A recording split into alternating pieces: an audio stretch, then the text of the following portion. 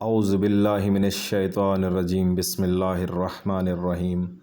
نہج البلاغہ جو مولا کائنات امیر المومنین علی علیہ الصلاۃ والسلام کی کتاب ہے، اس کا آج خطبہ نمبر 80 کا اردو ترجمہ آپ کے ساتھ شیئر کرنے جا رہا ہوں۔ بسم اللہ الرحمن الرحیم۔ میں اس دار دنیا کی حالت کیا بیان کروں کہ جس کی ابتدا رنج اور انتہا فنا ہو، جس کے حلال میں حساب اور حرام میں سزا و عقاب ہو۔ یہاں کوئی غنی ہو تو فتنوں سے واسطہ، اور فقیر ہو تو حزن و ملال سے سابقہ رہے۔ جو دنیا کے لیے سعی و کوشش میں لگا رہتا ہے، اس کی دنیوی آرزوئیں بڑھتی ہی جاتی ہیں، اور جو کوششوں سے ہاتھ اٹھا لیتا ہے، دنیا خود ہی اس سے سازگار ہو جاتی ہے۔ جو شخص دنیا کو عبرتوں کا آئینہ سمجھ کر دیکھتا ہے تو وہ اس کی آنکھوں کو روشن و بینا کر دیتی ہے، اور جو صرف دنیا ہی پر نظر رکھتا ہے تو وہ اسے کور و نابینا بنا دیتی ہے۔ یعنی یہاں پر یہ کہا جا رہا ہے کہ جو دنیا کو عبرت کا آئینہ سمجھ لیتا ہے تو اس کی آنکھیں روشن ہو جاتی ہیں، اور جو صرف دنیا پر ہی یقین رکھتا ہے تو وہ اندھا ہو جاتا ہے۔ علامہ رضی کہتے ہیں کہ اگر کوئی غور و فکر کرنے والا حضرت کے اس ارشاد جو اس دنیا کو عبرت حاصل کرنے کے لیے دیکھے تو وہ اسے بصیر و بینا بنا دیتی ہے۔ کو دقت و غور کی نگاہوں سے دیکھے تو وہ اس میں عجیب و غریب معانی اور گہرے مطالب پائے گا کہ نہ اس کی انتہا تک پہنچ اور نہ اس کے گہراؤں تک رسائی ہو سکتی ہے۔ خصوصاً اس کے ساتھ یہ جملہ کہ اور جو صرف دنیا کو دیکھتا رہے تو وہ اس سے آنکھوں کی روشنی چھین لیتی ہے، بھی ملایا جائے تو اس میں واضح فرق محسوس کرے گا، اور حیرت سے اس کی آنکھیں پھٹی کی پھٹی رہ جائیں گی۔ دنیا کی ابتدا مشقت اور انتہا ہلاکت ہے۔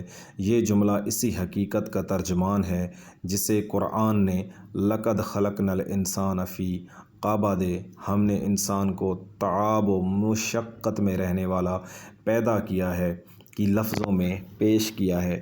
یہ حقیقت ہے کہ انسان کے دور حیات کی کروٹیں شکم مادر کی تنگنائیوں سے لے کر فضائے عالم کی وسعتوں تک کہیں بھی سکون و قرار سے ہمکنار نہیں ہوتی۔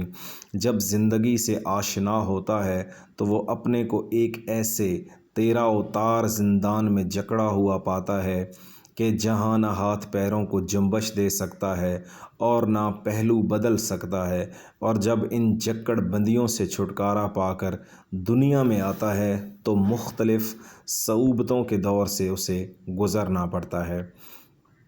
ابتدا میں نہ زبان سے بول سکتا ہے کہ اپنے دکھ درد کو بیان کر سکے، اور نہ اعضاء و جوارح میں سکت رکھتا ہے کہ اپنی ضرورتوں کو پورا کر سکے۔ صرف اس کی دبی ہوئی سسکیاں اور اشکوں کی روانیاں ہی اس کی ضروریات کا اظہار اور اس کے رنج و قلق کی ترجمانی کرتی ہیں۔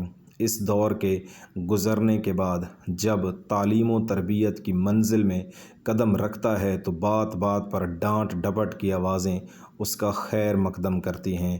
ہر وقت خوف زدہ اور سہما ہوا دکھائی دیتا ہے۔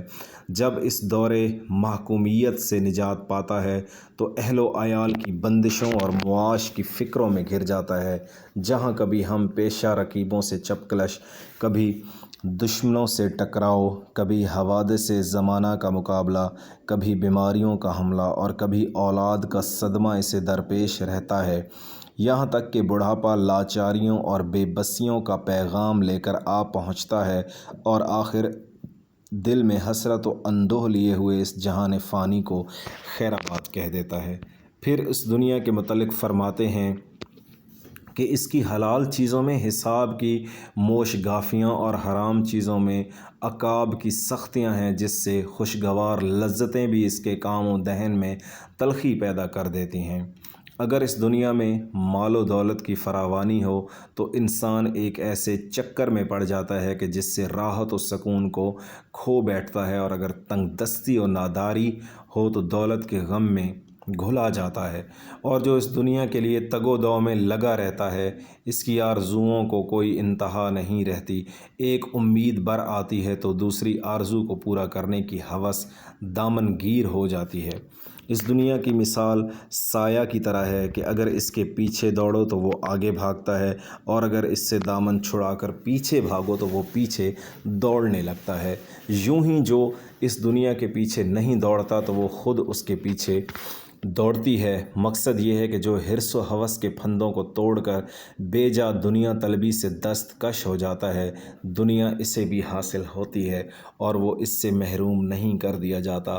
لہٰذا جو شخص دنیا کی سطح سے بلند ہو کر دنیا کو دیکھے اور اس کے احوال و واردات سے عبرت حاصل کرے اور اس کی نیرنگیوں اور بوکلمونیوں سے سانع عالم کی قدرت، تدبیر و حکمت اور رحمت و رافت اور اس کی ربوبیت کا پتہ لگائے تو اس کی آنکھیں روشن و بینا ہو جائیں گی۔